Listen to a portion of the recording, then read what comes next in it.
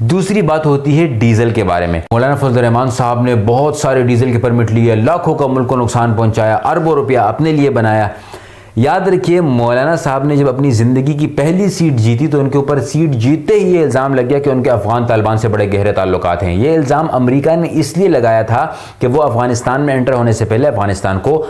بین الاقوامی سطح پر بالکل اکیلا کرنا چاہ رہا تھا تاکہ ان کی جنگ جیتنا آسان ہو جائے۔ مولانا نے جب دیکھا کہ افغانستان سٹرگل کر رہا ہے، اس کے بعد مولانا فضل الرحمان صاحب نے بے نظیر کی حکومت میں اپنی منسٹریز کے کچھ اختیارات کو استعمال کرتے ہوئے کچھ پرمٹ لے کر افغانستان کو ڈیزل دینے کی کوشش کی، جس میں وہ کامیاب بھی ہوئے تاکہ افغانستان کم سے کم سٹرگل کرے۔ یاد رکھیے یہ بات 11 سے زیادہ انٹرنیشنل اور نیشنل ویب سائٹس میں پبلش ہو چکی ہے، اور ان کے مطابق مولانا فضل الرحمان صاحب کو سب سے پہلے مولانا ڈیزل 1996 میں خواجہ آصف نے کہا تھا، جس کے بعد ان کو بھی بہت برا بلا کہا گیا، اور تمام ویب سائٹس کے مطابق ہر ویب سائٹ نے اینڈ میں یہ لکھا ہوا ہے، چاہے وہ یہاں کا صحافی ہو یا انٹرنیشنل صحافی ہو، انہوں نے یہ بات مانی ہے کہ مولانا کے اوپر اس الزام کو آج تک کوئی ثابت نہیں کر پایا۔ یاد رکھیے 1996 سے لے کر 2019 تک آج تک کوئی ایک پرمٹ کا کرپشن بھی ثابت نہیں کر پایا۔ دوسری بات یہ کہ مولانا جواب کیوں نہیں دیتے اس بات کا۔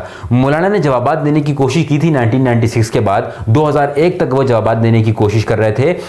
لیکن 2001 میں اس وقت کے فرعون کے خلاف جب انہوں نے بش کے خلاف کھلے عام مظاہرے شروع کیے، مشرف کے خلاف بھی شروع کیے، تو ان کو نظر بند کر دیا گیا، ہاؤس اریسٹ کر دیا گیا، جس کے بعد انہیں یہ احساس ہوا کہ اگر میں اتنے زیادہ کھلے عام آ کر بات کرنے کی کوشش کروں گا تو بین الاقوامی سطح پر بھی بدنام کر دیا جائے گا، اور اس کا نتیجہ یہ نکلے گا کہ ان کی پارٹی کو بالکل اکیلا کر دیا جائے گا۔ اب ان کی پارٹی جو کہ اتنی سالوں کی محنت کے بعد اپنے پاؤں پر آ کر کھڑی ہوئی تھی، اس پارٹی کو اگر کوئی نقصان پہنچ جاتا تو وہ نقصان یقیناً یہ نہیں برداشت کر سکتے تھے، جس کی وجہ سے ان کی ذاتیات پر حملے 1996 سے لے کر آج تک ہوتے رہتے ہیں۔ ان کو ہر دوسرا بندہ اسی نام سے پکارتا ہے، لیکن کسی ایک کے پاس بھی اس کا کوئی بھی ثبوت شامل نہیں۔ میں نے یہ ویڈیو کوئی جذبات میں آ کر نہیں بنائی ہے، تمام کے تمام ویب سائٹس کے لنک اگر آپ دیکھنا چاہتے ہیں خود گوگل کر لیجئے۔ تو آپ لوگوں سے میری دل کی گہرائیوں سے گزارش ہے کہ آپ کسی بھی پارٹی سے تعلق رکھتے ہوں، میں کسی پارٹی سے تعلق نہیں رکھتا، نہ ہی میری کسی کے ساتھ دشمنی یا نہ ہی میں کسی